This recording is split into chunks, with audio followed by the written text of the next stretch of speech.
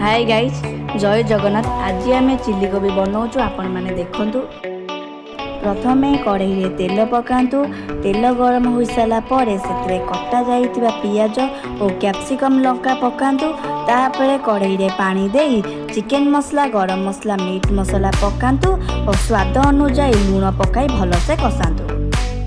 कसई सारापर से tomato sauce, chilli sauce, soya sauce पानी रे मिसई कढ़ई पकाई ताको भलसे गोलातु। गोई सारापर से मैगी मसला पकाई भलसे कसातु। गोई सारापर छणा जाइतिबा कोबी को कढ़ई पकाई गोलातु और बास्ना पाई धनिया पत्र पकातु। प्रस्तुत हो गला आमर चिल्ली कोबी। आमर ए वीडियो केमिति लगिला आपन को कमेंट माध्यम जनातु और बहु मात्रा ए वीडियो को लाइक शेयर कमेंट करंतु। आमर आईडी को सब्सक्राइब करंतु। रहिली जय जगन्नाथ।